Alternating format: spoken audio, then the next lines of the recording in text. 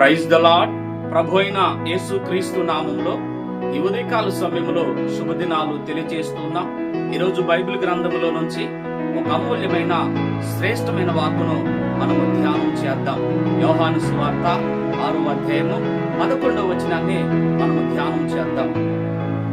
యేసు ఆ రొట్టెలు పట్టుకొని కృతజ్ఞతాస్తుతులు చెల్లించి కూర్చున్న వారికి వడ్డించును. అలాగున చేపలు కూడా వారికి ఇష్టమైనంత మట్టుకు వడ్డించును. Praise the Lord. యేసు ఆ రొట్టెలు పట్టుకుని కృతజ్ఞతాస్తుతులు చెల్లించిదరని మనము చూస్తూ ఉన్నాం. ప్రియమైనటువంటి దేవుని బిడ్డలారా, అక్కడ 5 రొట్టెలను మనం చూస్తున్నాం, 2 చిన్న చేపలు మాత్రమే చూస్తున్నాం. కానీ 5,000 మంది పంచినట్లుగా మనము బైబిల్ చూస్తున్నాం. ఈరోజు ఏ స్థితిలో ఉన్నావో, ఏ పరిస్థితిలో ఉన్నావో, నీవు దేవునికి సమర్పించగలిగితే, దేవునికి నువ్వు విధేయుడు అయ్యి ఆయన నువ్వు అప్పగించగలిగితే నీ స్థితి దేవుడు మార్చుకోతున్నాడు.